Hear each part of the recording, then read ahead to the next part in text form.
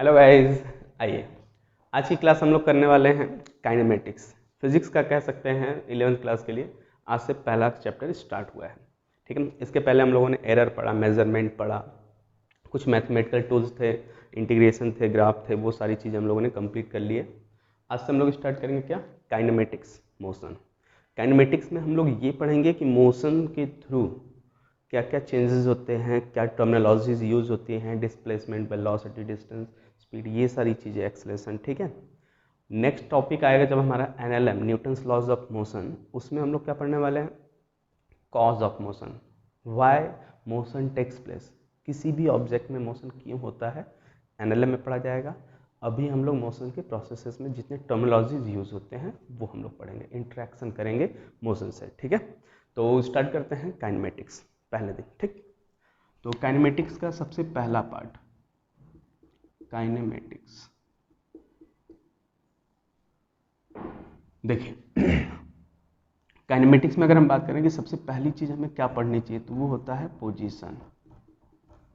क्योंकि आगे हम लोग वन डायमेंशनल मोशन है काइनेमेटिक्स मोशन में बात करें, या काइनेमेटिक्स टू डायमेंशनल मोशन करें, इन सब में पोजीशन टर्म बड़ा ज़्यादा यूज किया जाता है। तो उसमें प्रॉब्लम ना हो उससे पहले हम लोग क्या करें, सीख लेते हैं कि पोजीशन एक्चुअली होता क्या है। तो देखिए पोजीशन के लिए एक एग्जांपल अगर हम लें, जैसे हमारे पास मान लीजिए कि एक वो है, जैसे हमारे पास चौराहा होता है, रोड का क्रॉसिंग यहाँ पे, या मतलब यहाँ पे चार रोड आके क्या होती है, मिट करती है, मिलती हैं।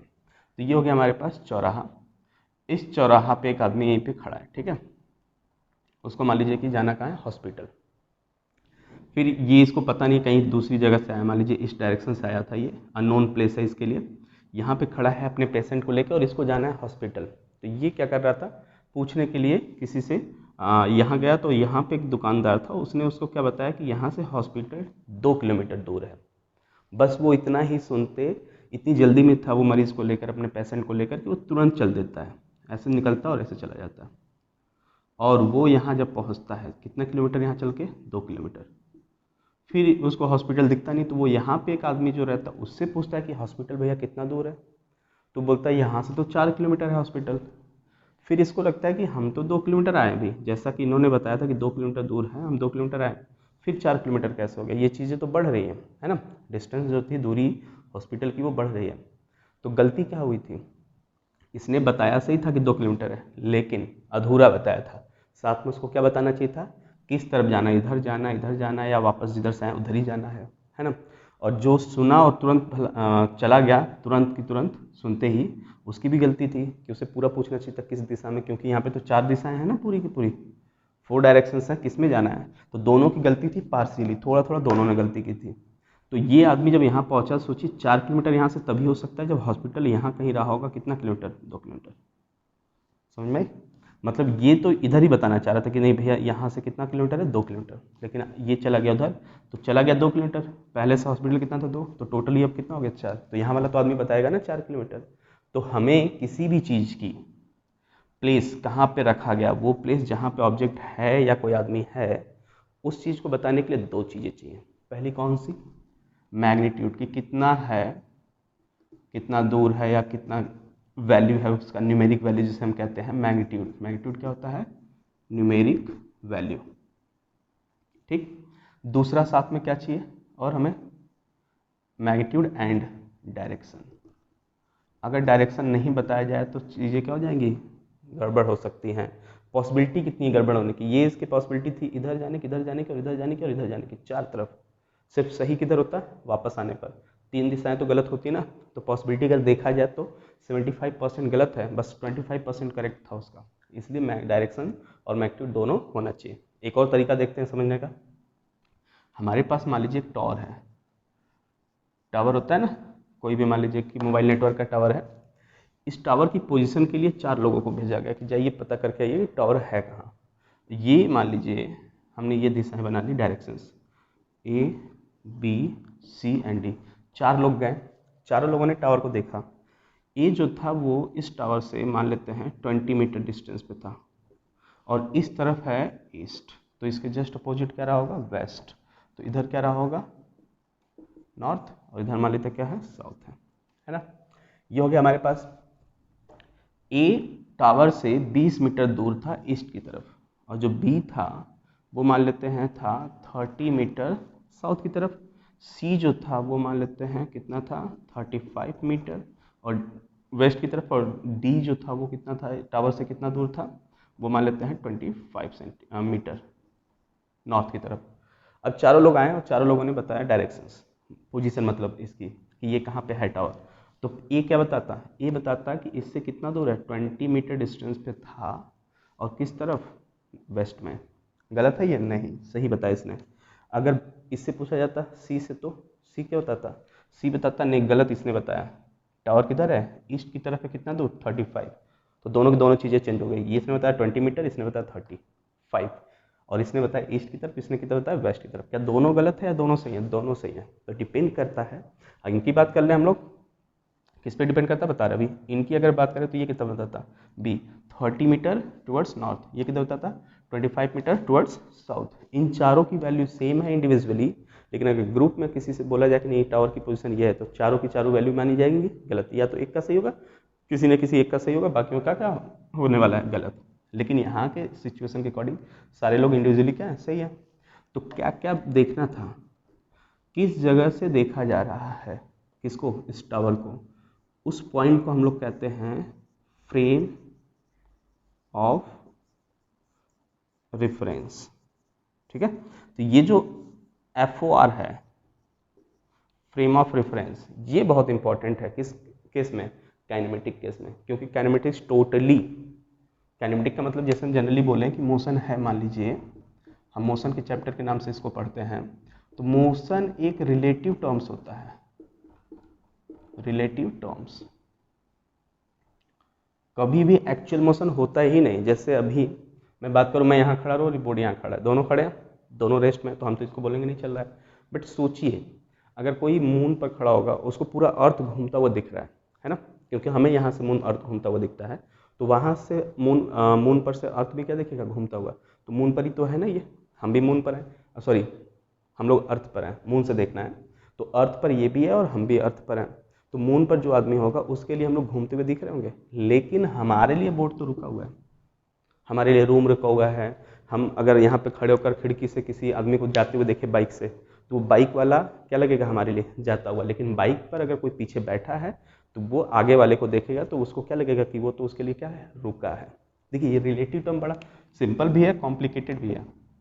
हम कहें रोड पर एक बस वाला है ना, बस में काफ़ी लोग बैठे हैं, एक स्कूल बस ले लीजिए, स्कूल बस इधर जा रहा था और यहाँ पे रोड पर कोई अपने चाइल्ड को सी ऑफ करने के लिए आया था, छोड़ने के लिए आया था बस में, वो छोड़ा, उसका जो चाइल्ड था वो बैठ गया बस में, बस जाने लगी और ये यहीं खड़ा होकर देख रहा है।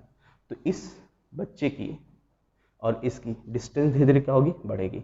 इसका मतलब इस आदमी को, ये जो छोड़ने आया रहा होगा, इसको ये दिखेगा कि बस जा रही है और बस के साथ कौन जा रहा है, सारे बच्चे। ठीक, इसने देखा कि ये चल रहा है, मोशन में है, लेकिन सोचिए जो ये पीछे के बच्चे बैठे हैं हर एक सीट पर, उसके लिए ड्राइवर क्या चल रहा है, नहीं। वो ड्राइवर शुरू में जितना दूर उनसे रहा होगा उतना ही दूर स्कूल पहुंचते रहेगा।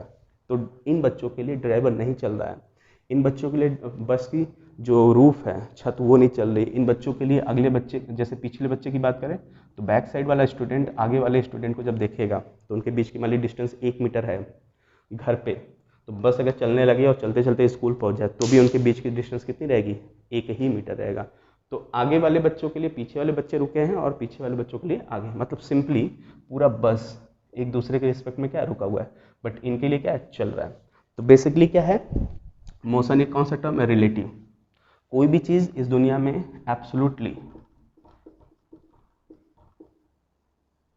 एब्सोल्युटली ना ही मोशन पे है और ना ही रेस्ट पर है।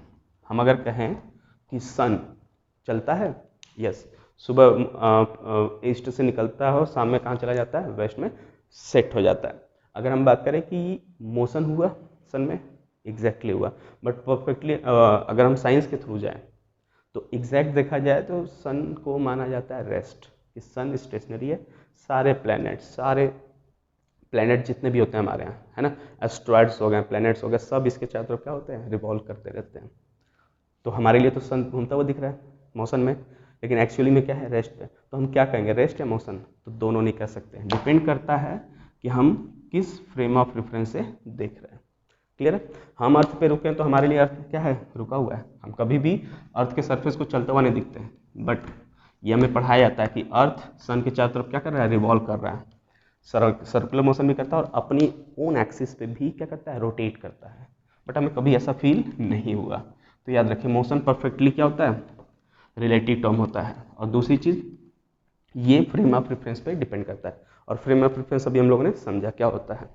तो पोजीशन समझ में, पोजीशन क्या है, किसी भी पर्टिकुलर चीज़ की जो प्लेस है, कहाँ पे वो रखा गया या कहाँ रखा जाने वाला है, उस जगह को हम लोग क्या कहते हैं, पोजीशन। और इसके पास दो चीज़ होती हैं, क्या क्या, direction as well as magnitude. Clear? Okay, next आते हैं हम लोग कि मोशन किसे कहते हैं। चैप्टर की डेफिनेशन, अभी तो पोजीशन जरूरी था इसलिए पोजीशन पढ़ा, अब मोशन की बात करते हैं। तो मोशन सिंपली कह सकते हैं चेंज इन पोजीशन। पोजीशन समझ में आए? जो पोजीशन होती है वो, जैसे इस मार्कर की पोजीशन यहाँ पे है, अभी कुछ देर बाद ये यहाँ चला जाए, ठीक, तो इसकी पोजीशन चेंज होगी किसके साथ, टाइम के साथ। तो change in position of object with time, change in position of object with time, time के साथ अगर ऑब्जेक्ट की पोजीशन चेंज हो रही है तो हम उसे कहेंगे वो किस में, मोशन में। तो सोचिए ये मार्कर यहाँ से यहाँ कैसे जा सकता है, मूव करके तो जाएगा। तो मोशन अगर नहीं होगा तो ये यहीं रहता, आज भी यहीं रहता, कल भी यहीं रहता, परसों भी यहीं रहता। टाइम कितना भी चेंज होता है, ये नहीं चेंज अगर होती इसकी पोजीशन। हमसे मान लीजिए ये फीट है, अब यहाँ चला गया 2 फीट, तो हम क्या बोलेंगे, पहले 1 फीट था अब 2 फीट हो गया, तो क्या चेंज हुआ, पोजीशन। डायरेक्शन मान लीजिए यही है, डायरेक्शन नहीं चेंज हुआ लेकिन पोजीशन चेंज हुआ ना। तो पोजीशन या डायरेक्शन में से दोनों चेंज हो जाए या दोनों में से एक चेंज हो, चेंज मतलब हो जाए किसका, पोजीशन का। ठीक है, ओके। चेंज इन पोजीशन हमारे लिए क्या होता है, मोशन होता है। अच्छा, किसी ऑब्जेक्ट में अगर मोशन हो गया तो क्या क्या पॉसिबिलिटीज आती हैं, क्या क्या होते हैं टर्म्स। पहली टर्म्स डिस्टेंस, क्या होता है। तो डिस्टेंस की अगर हम डेफिनेशन की बात करें तो डिस्टेंस एक वर्ड में लिखा जा सकता है, total path length covered in a given time. किसी भी ऑब्जेक्ट के थ्रू अगर वो मोशन में है तो उसने कितना पाथ लेंथ, पाथ की लंबाई जो होती है वो कवर किया है, उसी को हम लोग क्या कहेंगे, डिस्टेंस। हमेशा टोटल देखना है, ये नहीं कि यहाँ से गया फिर वापस यहीं आया यहाँ पहुँच गया तो अब इतना दूर है तो ये वाला लेंगे, नहीं, हमें क्या करना है, जाना है वापस आना है। जहाँ जहाँ गया जितनी लंबाई उसने ट्रेवल की सब लंबाई को क्या करें, ऐड कर दे, सारी की सारी लेंथ को ऐड करिए, क्या आ जाएगा, डिस्टेंस। ठीक, अभी हम इसके एग्जांपल्स करेंगे तो बहुत अच्छे समझ में आ जाएगा। Distance is a scalar quantity, और स्केलर के पास सिर्फ क्या होता है, मैग्नीट्यूड, ओनली मैग्नीट्यूड, कोई डायरेक्शन नहीं। जैसे मैं ए से बी की बात करूं, एक आदमी ऐसे गया, एक आदमी सीधे गया और एक आदमी ऐसे घूमते हुए यहाँ पहुंचा। किसने ज़्यादा डिस्टेंस ट्रेवल किया है, इस वाले ने। मान लेते हैं इसको सी बी ए, तो सी ने सबसे ज़्यादा डिस्टेंस ट्रेवल किया है, ए उससे कम और बी सबसे कम ट्रेवल किया है ना। तो क्या देखने को मिल रहा है, क्या हमने डायरेक्शन दिखा है, नहीं डायरेक्शन दिखा, सिर्फ पाथ की बात की है। चलना तो सबको इसी की तरफ है, 2 की तरफ, तो डायरेक्शन तो ये है। बट हम अगर डायरेक्शन की सिर्फ बात करते हैं तो ये सब बराबर होने चाहिए थे, बट डायरेक्शन की मैटर बात डायरेक्शन इसमें इन्वॉल्व नहीं हुआ, इसलिए इसको क्या बोलेंगे हम, स्केलर क्वांटिटी। दूसरी चीज़, ये फ्रेम ऑफ रेफरेंस के अकॉर्डिंग देखा जाता है। जैसे फ्रेम ऑफ रेफरेंस लिखा है वो, जैसे मैं बात करूँ कि डिस्टेंस फ्रेम ऑफ रेफरेंस से कैसे नापा जाता होगा या कैसे उससे कंसर्न करता है। मान लीजिए एक बस चल रही है, ऐसे बस मान लीजिए है, इस बस में 2 लोग बैठे हैं, ठीक, और एक नीचे कहीं यहाँ खड़ा है, ए यहाँ खड़ा है, बी बैठा है, बी के आगे कौन बैठा है, सी, और यहाँ से बस चल रही है। तो अगर हम बात करें कि ए बी के बीच की डिस्टेंस बढ़ रही है, कैसे बस जाएगी, 100% बढ़ेगी, लेकिन बी और सी के बीच की जो डिस्टेंस होगी वो चेंज होगी, नहीं चेंज होगी। तो सी क्या कहता, सी कहता कि हमसे ए दूर जा रहा है या हम उससे दूर जा रहे हैं, बस सेम होते हैं। लेकिन बी क्या है, बी तो वहीं रुका है ना, तो सी क्या कहता है, बी नहीं जा रहा, बी वहीं है, लेकिन ए के लिए बी भी चल रहा है और सी भी चल रहा है। तो अगर देखा जाए सी के लिए सिर्फ ए चल रहा है, तो क्या हो रहा है, कन्फ्यूजन ये है कि हम किसके रिस्पेक्ट में बात कर रहे हैं। सी से बात करेंगे तो बी रुका माना जाएगा और ए चलता हुआ मानेगा, लेकिन अगर ए से बात करें तो बी चलता हुआ माना जाएगा, जबकि सी के लिए बी क्या था, रुका हुआ था। That's why frame of reference is important for measuring distance. ठीक है, डिस्टेंस अगर कैलकुलेट करना है सी के लिए तो बी कभी चलेगा ही नहीं, जितना दूर था उतना ही था। ये भले ही कलकत्ता चले जाएं बनारस से, है ना, कलकत्ता चले जाएं या कहाँ चले जाएं, कानपुर, कोई भी डिस्टेंस एक ट्रेवल कर लेते हैं। मान लेते हैं बनारस से ये लोग कहाँ जाते हैं, कानपुर जाते हैं, लगभग इनकी डिस्टेंस मान लीजिए 50 किलोमीटर है। तो हम क्या कहेंगे, ये कानपुर जब गए तो ए कहता है कि बी चला गया हमसे दूर कितना किलोमीटर, 350, 350 किलोमीटर। ये कहता सी भी चला गया 350 किलोमीटर, लेकिन सी बी को क्या कहता कितना चला है, वो तो कहता नहीं कुछ नहीं चला, जितना था मेरे बगल में बैठा था वो अभी भी उतना ही दूर बैठा है।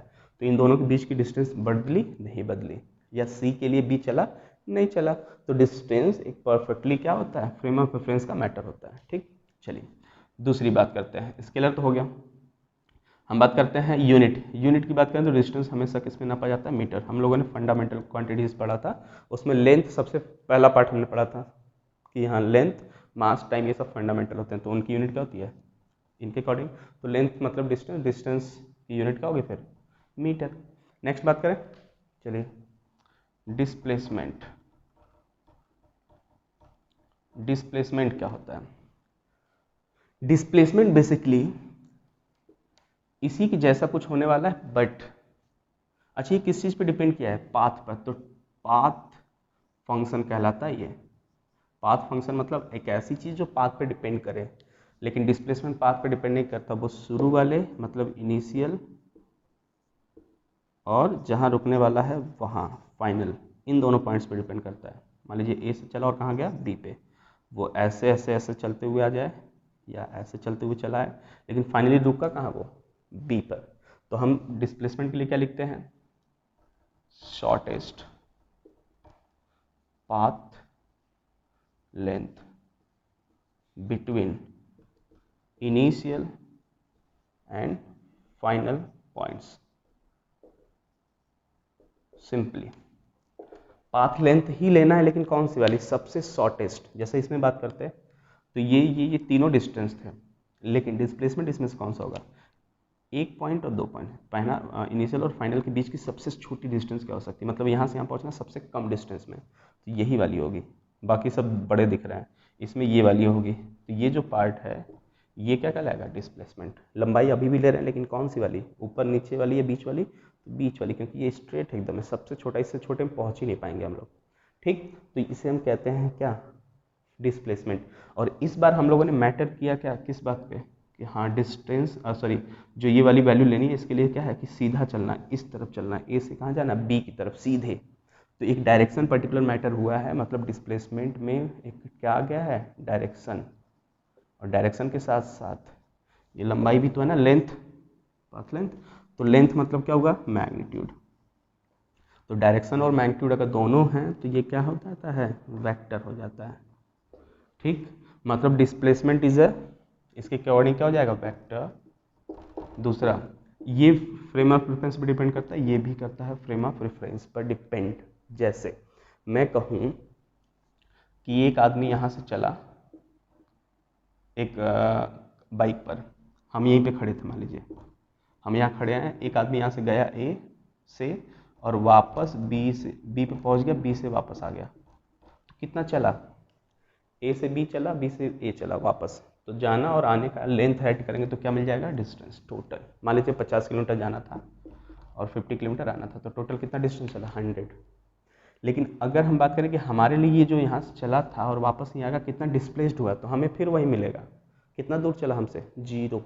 डिस्टेंस की बात करेंगे तो जाना और आना ऐड करेंगे 50 किलोमीटर, 100 किलोमीटर। लेकिन डिस्प्लेसमेंट क्या होता है, इनिशियल और फाइनल को मैच कराइए। इनिशियली कहाँ था, यहीं था, फिर घूमकर फाइनली यहीं पे आए, तो यहीं से चला और यहीं वापस आ गया, तो कितना दूर है, 0। तो लेंथ कितना हुआ शॉर्टेस्ट वाला, 0। तो इसमें डिस्प्लेसमेंट कितना, 0। तो फ्रेम ऑफ रेफरेंस हुआ ना। सोचिए एक आदमी यहाँ होता और बोला जाता कि एक आदमी ऐसे आया फिर ऐसे चला गया, बताओ कितना डिस्प्लेसमेंट है। तो ये इससे इतनी डिस्प्लेसमेंट होती। तो बेसिकली फ्रेम ऑफ रेफरेंस इसके लिए भी होती है, किसके लिए, डिस्प्लेसमेंट के लिए और डिस्टेंस के लिए भी होती है। ये स्केलर होता है, ये वेक्टर होता है, ये पाथ पे डिपेंड करता है, ये किस पे डिपेंड करता है, पॉइंट्स पे। तो इसको कौन सा फंक्शन बोलेंगे हम लोग, पॉइंट फंक्शन। ठीक है। पॉइंट फंक्शन मतलब जो पॉइंट्स पे डिपेंड करे, पाथ मतलब पाथ फंक्शन मतलब जो पाथ पे डिपेंड करे। हमने 12th में, सॉरी अब 12th में तो भी पढ़ेंगे, 12th में एक चीज़ बताया जाता है कि पोटेंशियल, पोटेंशियल एक पर्टिकुलर पॉइंट की फंक्शन होती है। ठीक है, क्यों? क्योंकि जैसे हम बात करें कि हमें शॉप खोलना है, कोई दुकान, वो दुकान अच्छे से चले, मतलब उसमें सेलिंग ज़्यादा अच्छे से हो, उसके लिए उसकी अंदर, उसके अंदर जो मटेरियल्स हैं वो तो होने चाहिए कि हाँ सामान सारे के सारे हों, कोई कस्टमर रिटर्न ना हो। दूसरी चीज़, उसकी पोजीशन भी मैटर करता है कि दुकान खोलनी कहाँ है। ऐसा नहीं कि कोई दुकान खोल ली हमने मिठाई की और जंगल में चले गए लेकर, वहीं जंगल में खड़े हो गए, वहीं पे दुकान लगा दी, वहाँ बिक्री नहीं होने वाली, सेलिंग नहीं होने वाली है। तो उस शॉप की पोजीशन कहाँ होनी चाहिए ये भी मैटर करता है। मतलब सिंपली कि वो पॉइंट की प्रॉपर्टी है कि वहाँ पे अच्छे से मार्केट अगर है, भीड़ भाड़, तो उसी में एक जगह पे हम दुकान खोल लें तो वो दुकान हमारी क्या होगी, अच्छी खासी चलेगी। तो किसकी प्रॉपर्टी, पॉइंट की। तो ऐसे चीज़ें जो पॉइंट पे डिपेंड करती है उन्हें क्या कहते हैं, पॉइंट फंक्शन। जो पाथ पे डिपेंड करें उन्हें पाथ फंक्शन कहेंगे। क्लियर? चलिए, ये तो हो गई डिस्प्लेसमेंट और डिस्टेंस की बेसिक डेफिनेशन। डिस्प्लेसमेंट की यूनिट भी मीटर ही होगा, क्योंकि वो भी एक तरह का क्या है, लेंथ है। अब बात करते हैं हम लोग कुछ एग्जांपल्स। आज हम लोग डिस्प्लेसमेंट और डिस्टेंस के ही क्वेश्चंस करेंगे, एक दो। देखिए, सबसे पहला, मान लीजिए हमारे पास एक रिंग है, रिंग जैसा स्ट्रक्चर है। इस रिंग की कहानी यह है कि इसमें ये वर्टिकल लाइन हो गई, ये क्या हो गई, हॉरिजॉन्टल। इसकी रेडियस आर ले लीजिए।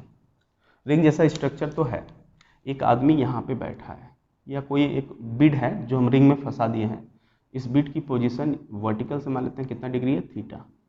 कुछ टाइम बाद ये बिड वापस इस तरफ चला आता है और इधर भी कितना एंगल बनाता है, थीटा। सपोज देखिए क्या बोल रहे हैं हम, आर रेडियस का एक रिंग था, उसमें एक छोटा सा बिड, मतलब एक रिंग जैसा पहना दिया गया, उसमें फंसा दिया गया है। अब उसमें रिवॉल्व कर सकता वो, तो इसको इस पोजीशन से पहले से दूसरे पे लाया गया। पहला पोजीशन कहाँ था, वर्टिकल से लेफ्ट साइड में थीटा डिग्री, फिर इसको घुमा कर लाया गया कहाँ पे, राइट साइड में थीटा ही डिग्री पर। तो अब पूछा जाता है कि डिस्टेंस बताइए इसमें कितना चला इस बिड ने, और डिस्प्लेसमेंट कितना चला। ठीक है, तो ये दोनों कैसे निकालेंगे। तो डिस्टेंस मतलब टोटल लेंथ, जिधर जिधर से वो गया है। देखिए ये बिड ऐसे घूमते घूमते घूमते यहाँ पर, तो ये वाली पूरी लंबाई चाहिए हमें, तो ये कैसे निकलेगा, तो ध्यान दीजिए, पूरा अगर चल जाता तो कितना चलता, सरकमफ्रेंस 2 पाई आर।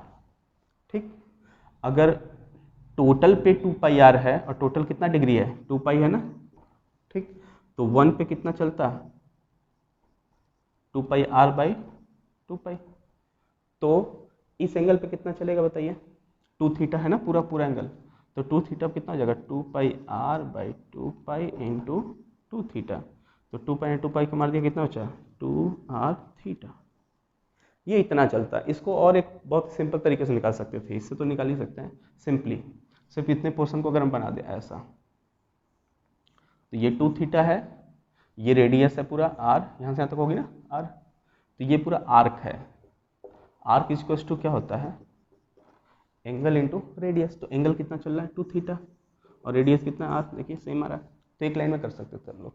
तो डिस्प्लेसमेंट कितना हुआ, इतना से इतना तक, आर्क के बराबर 2 आर थीटा। यूनिट अगर रेडियस मीटर में है तो इसको भी हम किस में लिख देंगे, मीटर। याद रहिए थीटा किस में लिया जाएगा, theta should be in radian. Done. आइए नेक्स्ट बढ़ते हैं।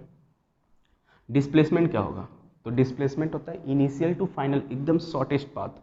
ये तो बड़ा दिख रहा है, इससे छोटा कोई हो सकता है, सामने एकदम स्ट्रेट, किसी भी दो पॉइंट्स के बीच की सबसे स्मॉलेस्ट डिस्टेंस, सबसे शॉर्टेस्ट डिस्टेंस होती है स्ट्रेट लाइन बिटवीन देम। तो ये वाली लेंथ हमें निकालनी है। तो इसको मैं ट्रायंगल जैसा बना रहा हूँ, अलग से देखिएगा। ये 2 पॉइंट है, ये 1 पॉइंट है, और ये बीच में कितना एंगल है, 2 थीटा है। इसको 20 से अगर कट कर दें तो ये वर्टिकल लाइन है, तो ये हो जाएगा थीटा, ये हो जाएगा थीटा। ये रेडियस आर है, और ये भी रेडियस कितना है आर। हमें ये वाली लंबाई चाहिए, तो मान लेते हैं इसको पूरा कितना, एक्स। ठीक, कैसे निकलेगा ये, तो देखिए इस आर को देखिए, इस आर की थीटा डिग्री पर कंपोनेंट टच पे क्या था, यहाँ से यहाँ तक आर कॉस थीटा, जो कि हमें नहीं चाहिए, इससे कोई मतलब ही नहीं है, ये लंबाई से कोई मतलब है नहीं, छोड़ दीजिए। इसी आर का थीटा से दूर पे क्या जाता है, आर साइन थीटा। हाँ ये काम की चीज़ है, क्योंकि यहाँ से यहाँ तक तो मिल गया हमें आर साइन थीटा, उसी हिसाब से इसका भी करते आर थीटा से दूर पे, तो ये वाली लंबाई कितनी आ जाती, आर साइन थीटा। तो ये आर साइन थीटा, ये आर साइन थीटा, हमें पूरा एक्स चाहिए था, तो कितना हो गया डिस्प्लेसमेंट, 2 आर साइन थीटा। देखिए सिंपल था। तो ये डिस्टेंस और डिस्प्लेसमेंट हमने इजीली निकाल लिया। नेक्स्ट करें, चलिए याद रखें बस कि डिस्टेंस हमें टोटली लेना है जहाँ चल रहा है और जिस रास्ते से चल रहा है, और डिस्प्लेसमेंट की बात करें तो सिर्फ इनिशियल और फाइनल। अच्छा, इसी में एक और प्रॉब्लम कर सकते थे हम लोग। अगर मैं कहता आपको कि वो आदमी इधर से ऐसे नहीं गया था, ऐसे नहीं गया था, वो ऐसे घूम कर आया था, आया टू पर ही है लेकिन घूमने का रास्ता उसका क्या हो गया, चेंज हो गया। ऐसे पिछली बार ऐसे गया था, इस बार ऐसे गया, तो ये लंबाई चलेगा ना, डिस्प्लेसमेंट अभी भी वही होगा, यहाँ से यहाँ चला सेम वही टू आर साइन थीटा, लेकिन इस बार ये वाली डिस्टेंस कैसे निकालेंगे।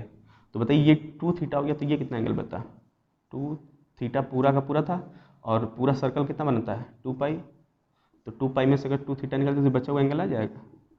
तो ये डिस्प्लेसमेंट हो गया, मतलब सॉरी एंगुलर डिस्प्लेसमेंट हो गया कि हाँ इतना चला तो एंगल चला इतना।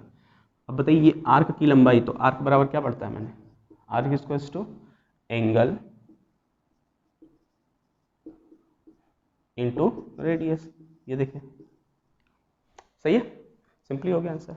ठीक है, चलिए इसको ऐसे भी चाह सकते थे, लिखना चाहते तो कि इतना वाला कितना था 2 आर थीटा था, और पूरा का पूरा कितना चला जाता है 2 पाई आर, तो 2 पाई आर में से 2 आर थीटा माइनस कर लीजिए, तो कितना हो जाएगा 2 pi are minus 2 are theta, 2 और क्या कॉमन कर लिया जाए, आर कॉमन कर लीजिए, तो यहाँ से 2 पाई बचेगा, यहाँ से 2 थीटा बचेगा। देखिए तो हम कई तरीके से कर सकते हैं, ऐसा नहीं, अगर हमें ज्योमेट्री आती है, ट्रिग्नोमेट्री थोड़ा बहुत, और तो उसको हम आसानी से कर सकते हैं।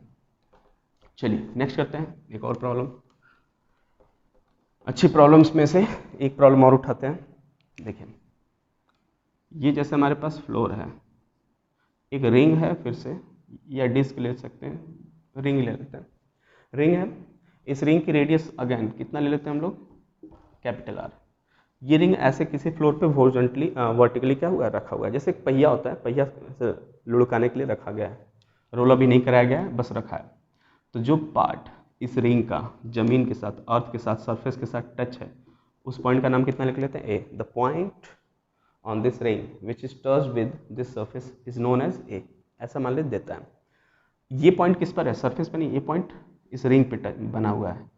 अब बोला है कि अगर ये रिंग लुढ़का दिया जाए, रोल करा दिया जाए, धक्का देकर रोल करा दिया जाए, ऐसे ऐसे इधर घूमते हुए जाए, और सिर्फ हाफ साइकिल कंप्लीट करें, तो हाफ साइकिल में displacement and distance by point A.